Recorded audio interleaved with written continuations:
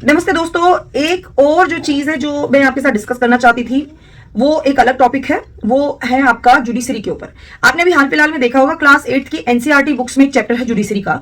उसमें अभी 8 लाख प्रतियां जो छप गई थी, स्कूलों में बच्चों को मिल गई थी, वो सब विड्रॉ कर ली गई हैं। सुप्रीम कोर्ट के चीफ जस्टिस के कहने पर वो सारी प्रतियां जो है, कॉपीज जो है, वो सब वापस लेने को बोली गई हैं। अब मैटर क्या है कि क्लास 8 के जुडिशरी चैप्टर में जो है क्रिटिसिज्म ऑफ जुडिशरी करते हुए सरकार ने जो पार्लियामेंट में डाटा दिया था करप्शन का या पैसे के गबन का या कुछ भी जो भी था, मतलब कितने कोर्ट केसेस लटके हुए हैं, कितने लंबे चल रहे हैं, इन सब के ऊपर, तो ये data as it is book में छाप दिया गया। क्लास 8 की सिविक्स की बुक है और उसमें जुडिशरी का चैप्टर है।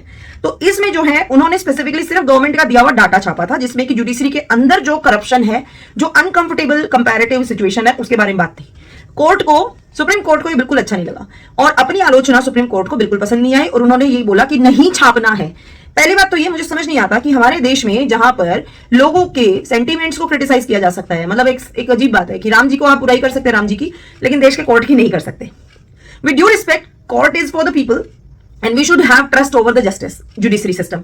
बट जो कमियां हैं, जैसे किसी पीछे अभी एक जज के घर में करोड़ों रुपए मिले, ठीक है, और जो एक्स्ट्रा बेनिफिट की बात होती है, और जो कोर्ट के केसेस जो है वो सालों साल लटके रहते हैं, 10-10, 20-20 साल तक चलते रहते हैं, डिसीजन नहीं आता है, फिर SC/ST एक्ट का दुरुपयोग करके जेल में एक बंदे ने 20 साल निकाल लिए और जुडिशरी लास्ट में कहती है तुम तो निर्दोष हो, जाओ अपने घर, जबकि उसका घर ही नहीं बचा। तो ये तो सच्चाई है ना। अब इस सच्चाई को लिखना समझना सुप्रीम कोर्ट कह रहे हैं, चीफ जस्टिस कह रहे हैं कि नहीं भाई, मुंह बंद रखो, कान बंद रखो, आंखें बंद रखो।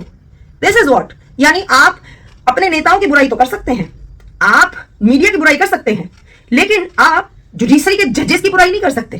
क्यों नहीं कर सकते? The question is this. यहां कहते हैं जुडिशरी के इस तरह के डिसीजन से कि डेमोक्रेसी की हत्या हो रही है, क्योंकि जब आपको पता है कि जुडिशरी के अंदर लूप होल्स हैं तो वो करेक्ट कैसे होंगे? क्या उनके ऊपर बात नहीं होनी चाहिए? लोगों का विश्वास बनाए रखने के लिए क्या उनके, जैसे कानून की आंखों पे पट्टी है, वैसे क्या लोगों की आंखों पे पट्टी बांध दी जाए? जो आपके कहीं पे कोई रिश्वतखोरी का केस है, पैसे पकड़े जाने का केस है, झूठे केसेस लगाने का केस है, जस्टिस डिले डिनाइड वाले जो केसेस हैं, झूठे केसेस हैं, और आर्टिकल्स और डिसीजंस जो मैनिपुलेटिव होते हैं, उनके लिए क्यों नहीं बात करी जाए? बच्चों को अगर आप पढ़ाएंगे ही नहीं कमियों के बारे में, तो वो कल को इसके बारे में डिबेट ही कैसे करेंगे? क्योंकि उनके दिमाग में तो आ जाएगा पिक्चर परफेक्ट। हम सब जानते हैं किस तरह से आर्टिकल्स की, किस तरह से कॉन्स्टिट्यूशन को मिस यूज किया जाता है, और वहां पे जुडिशरी भी बहुत बार गवर्नमेंट के वर्क में इंटरफेरेंस करती है। तो क्या गवर्नमेंट के वर्क में इंटरफेरेंस को वैलिड बना दिया आपने? क्या हमारा देश पार्लियामेंट से नहीं जुडिशरी से चलेगा? क्योंकि जुडिशरी तो अपने आप को परफेक्ट बता रही है ऐसे करके। This is seriously not right. और इसी के अंदर मैं ऐड करूंगी, अभी कोर्ट से मिस्टर केजरीवाल जो हैं उनको सेशन कोर्ट, नीचे लोअर कोर्ट से उनको बरी किया गया है। 5 मेरे ख्याल से सारे जितने भी थे इसमें, उनको बरी किया गया। अब ऐसे में अगर इस कोर्ट केस के अंदर दम नहीं था, इसके अंदर कमियां थी, जो भी चार्जशीट वगैरह दी, तो जो कोर्ट का जो हियरिंग थी वो इतनी स्लो क्यों थी कि इनमें एक नेता को 18 महीने जेल काटनी पड़ी, एक नेता को 6 महीने जेल काटनी पड़ी, और इनकी पॉलिटिक्स पूरी इफेक्ट हो गई। देखिए, अब मैं ये नहीं कह रही कि कौन सी पार्टी अच्छी कौन सी बुरी, बात यह है जुडिशरी का delay justice means denied justice, इसके बारे में कह रही हूं। तो बाकी तो देखिए आगे अब हाई कोर्ट जाएगी, सीबीआई, वो सब अलग बात है, लेकिन मैं एक बेसिक बात कह रही हूं। अगर हम जुडिशरी की क्रिटिसिज्म को भी अलाउ नहीं करते तो आप जस्टिस जो है वो डेफिनेट कैसे करेंगे कि डेफिनेटली जस्टिस मिलेगा? क्या फिर जस्टिस टाइम पे मिलेगा? लूप होल्स तो है ना। तो आपने एक चीज को अगर 2-3 साल, कई बार तो केसेस आप देखेंगे 30-30 साल तक चल रहे हैं और डिसीजन लास्ट में कुछ नहीं, केस रद्द हो जाता है। तो जो हरेसमेंट जो एंटिटी का, पार्टी का होता है, जो भी इसमें जुड़ी होती है, उसके लिए जुडिशरी के जजेस को क्यों नहीं जिम्मेदार ठहराया जाए? क्या उनकी वर्क एफिशिएंसी इतनी नहीं है कि वो कोर्ट केसेस को डील कर सके? और रही बात कोर्ट के अंदर जो आपकी सिस्टम है, मैंने भुक्तभोगी हूं, इसीलिए कह रही हूं कि भाई जो वहां पे कोर्ट में जाके जो एटमॉस्फेयर, जो सिचुएशन, जो क्रिमिनल नहीं भी है उसको जो झेलना पड़ता है ना, वो उसका माइंडसेट, उस इनोसेंट इंसान का माइंडसेट बहुत खराब कर देता है। कोर्ट्स के अंदर बच्चे तक लाए जाते हैं, वहां पे वेटिंग में बच्चे भी बैठे होते हैं, महिलाएं बुरी कंडीशन में होती है, सेटिंग अरेंजमेंट्स नहीं होते हैं, और तो और अगर आप अपना एक वर्ड भी बोल दें तो कोर्ट में आपको ऐसे फील कराया जाता है कि चुप, आप नहीं बोल सकते। हियरिंग के लिए इवन रिश्वतखोरी खुलेआम चलती है। हाँ, ये बात अलग है, ऐसे एलिगेशंस लगाए जाते हैं, तभी बोल रही हूं मैं।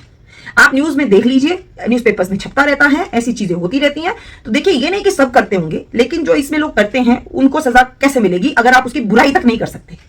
तो थिंग इज दिस, तो यहाँ पे केजरीवाल जी को एक्चुअल में जुडिशरी से क्वेश्चन उठाना चाहिए कि भाई जस्टिस डिलेड और डिनाइड वाला सिचुएशन तो केजरीवाल जी के साथ हो गया है कि उनको क्योंकि टाइम फ्रेम में इसको सुना नहीं गया, क्विक नहीं किया गया, तो इतना लंबा स्ट्रेच हो गया। और देखिए 2-2 3-3 साल 4-4 साल इनके नेता जो है वो जेल की हवा कैसे खा रहे हैं और इनकी पार्टी को कितना डैमेज हुआ है। तो यहाँ पे इनको बिफोर ही क्वेश्चंस टू द कांग्रेस और बीजेपी और any other political leader, he should first question the judiciary system where this loophole is there.